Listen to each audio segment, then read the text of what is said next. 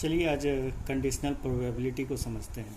Conditional probability तो जो conditional probability होता है उसमें सबसे उसका एनोटेशन भी थोड़ा अजीब होता है। अगर आप ध्यान से देखो तो इसमें एक बार लगा होता है। ये बार जो है वो बताता है कि ये गिवन दैट है, एफ इज़ गिवन दैट को सिंबल करता है। मतलब ये हुआ कि इसमें आपको प्रोबेबिलिटी ई ही नहीं निकालना है, ये ऑर्डिनरी ई नहीं निकालना है, यहाँ पर गिवन दैट एफ़ के साथ निकालना है। पहले आपको एफ़ को पहले ही से दिया रहेगा, उसके ऊपर आपको ई निकालना है। जबकि अगर आप पी ई की बात करते हैं, जो ऑर्डिनरी पी ई होता है, इसमें क्या होता है, प्रोबेबिलिटी जो निकालना पड़ता है वो आपको डायरेक्ट प्रोबेबिलिटी निकालना पड़ता है। और यहाँ पर कोई भी किसी तरह का गिवन दैट ये सब कुछ भी नहीं होता है। गिवन दैट ये कोई कंडीशन आपको इम्पोज नहीं किया हुआ रहता है। इसका मतलब यहाँ पर कोई कंडीशन आपको दिया नहीं रहता है, जबकि यहाँ पर पहले आपको कंडीशन दिया जाता है, फिर ऑन द टॉप ऑफ आपको पी ई निकालना रहता है। प्रोबेबिलिटी ई ही की बात कर रही है, लेकिन ये इस कंडीशन के ऊपर कि एफ दिया हुआ हो। और अगर आप इसका सिंपल अगर फार्मूला देखें तो पी ई इंटरसेक्शन एफ होगा डिवाइडेड बाई पी एफ होगा, जहाँ ई और एफ दोनों इवेंट है।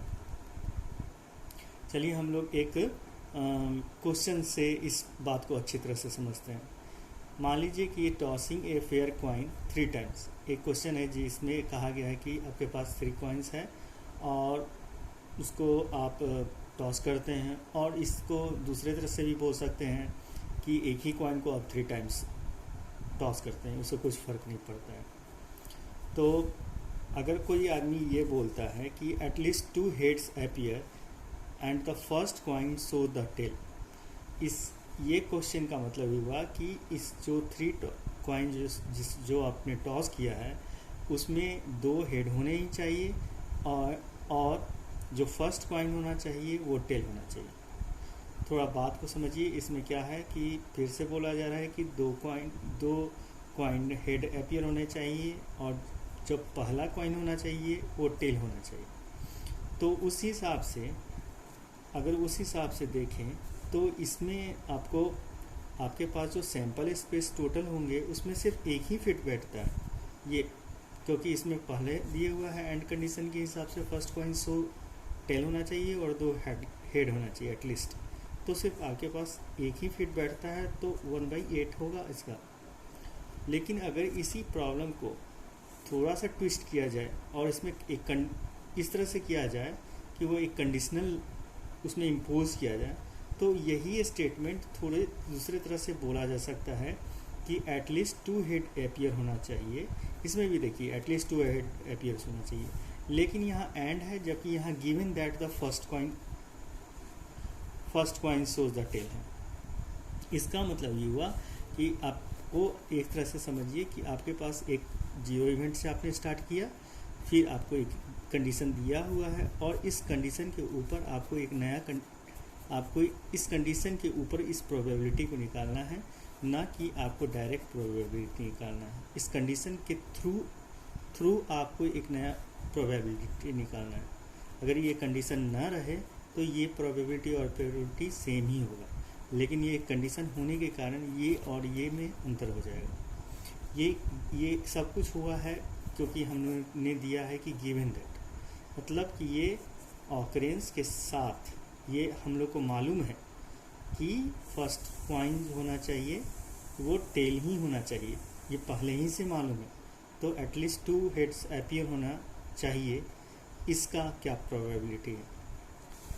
ठीक है, तो इसमें आपको कुछ भी नहीं मालूम था, आपको डायरेक्ट पता करना था कि first coin show the tail और एटलीस्ट 2 हेड होना चाहिए। जबकि इसमें आपको क्या है कि इसमें पहले से आपको मालूम है कि फर्स्ट कॉइन जो होना चाहिए वो टेल होना चाहिए, तो बाकी दो जो होगा वो हेड होगा। इसकी क्या प्रोबेबिलिटी है।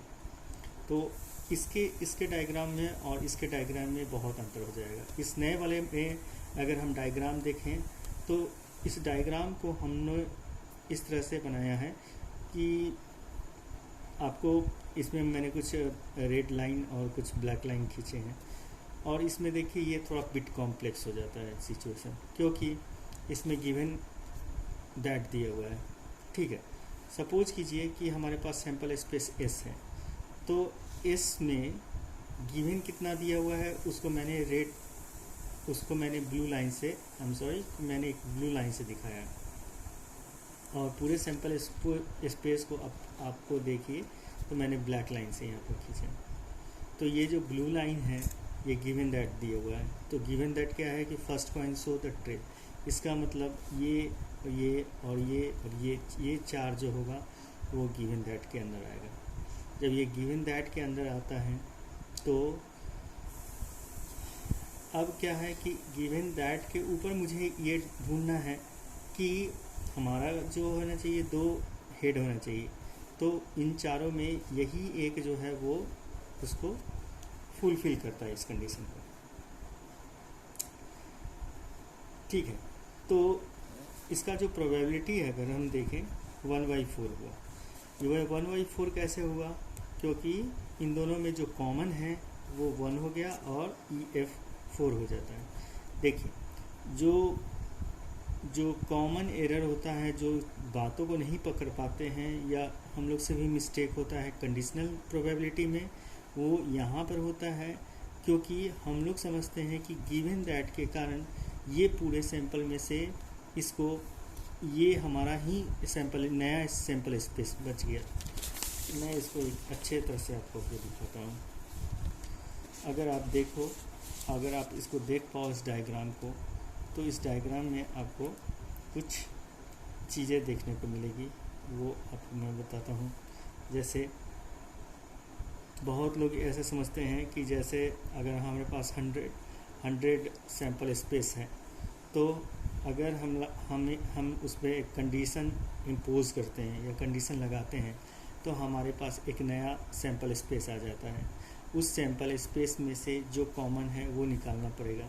फॉर एग्जांपल 100 एक टोटल सैंपल स्पेस है, तो हमारे कंडीशन के बाद वो 80 हो गया और उस 80 में 20 कितने होंगे?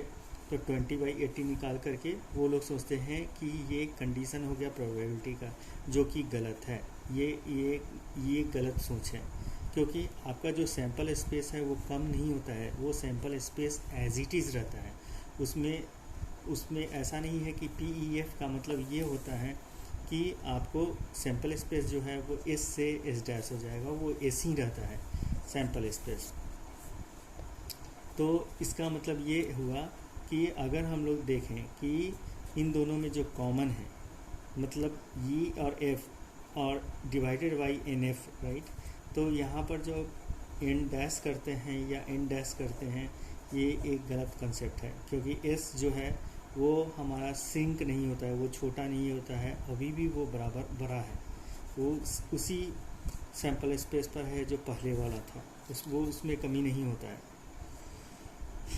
तो होता क्या है, जब आप जो आप पहले वाले डायग्राम को देखिए, तो PEF का मतलब ये हुआ कि हमारा दोनों में जो कॉमन होगा, कॉमन दोनों में कौन कौन है? EF divided by NF। तो कॉमन F इंटरसेक्शन या कॉमन F है, वो है क्या एक्चुअली, वो देखना पड़ेगा। तो उससे पहले हम लोग को ये देखना पड़ेगा कि आखिर E क्या है। तो E आपको याद है पहले ही दिया हुआ है कि एटलीस्ट 2 अपीयर हेड। तो एटलीस्ट 2 अपीयर हेड, इसमें से कितने सारे हैं? इन पूरे S में से मुझे E निकालना होगा पहले। तो आपका कौन कौन सा E है? E है ये और ये है, ये 4 E है। और F कौन सा है? इस F कहता है कि given that first coin show the tail. F है, ये है, ये है, ये है, ये है।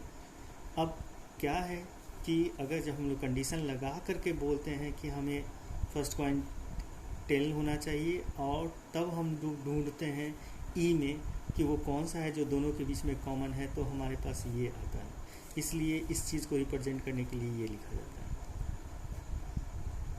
और उसमें से डिवाइडेड हम लोग करते हैं कि वो किस में से अपीयर हुआ है, वो इसमें से अपीयर हुआ है।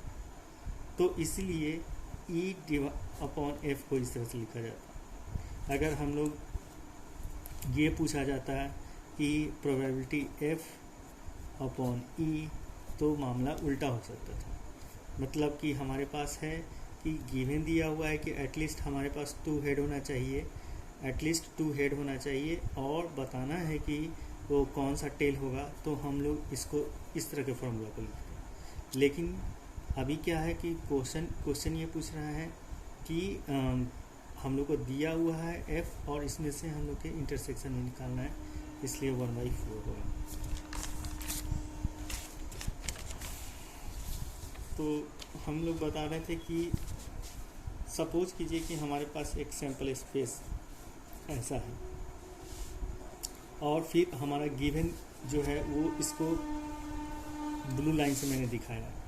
इस ब्लू लाइन में जो कॉमन है उसे मैंने ब्लैक लाइन में दिखाया है। जो ब्लैक लाइन है वो ब्लैक लाइन का आने का प्रोबेबिलिटी या ब्लू लाइन के आने का प्रोबेबिलिटी टोटल एस से ही होगा। एस सैंपल कम नहीं होने वाला है, एस सैंपल से ही हमारे प्रोबेबिलिटी को निकालना पड़ता है। फॉर एग्जांपल अगर सिर्फ ब्लू लाइन का ये आता है तो फिर इसका प्रोबेबिलिटी क्या होगा, या फिर अगर ये यहाँ पर ब्लू लाइन की प्रोबेबिलिटी क्या होगी, ये इसकी प्रोबेबिलिटी क्या होगी, ये अलग अलग प्रोबेबिलिटी निकाल करके फिर हमें ये देखना पड़ता है कि ये फार्मूला जो आएगा, जो रिज़ल्ट आएगा वही ये रिज़ल्ट बताता है।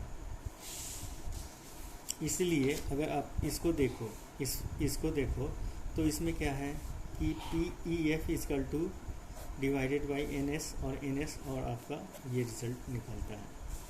और ये रिज़ल्ट इसी चीज़ को बताता है, मतलब कि हमारे पास टोटल नंबर ऑफ स्पेस कितना था, E ये था और F ये था।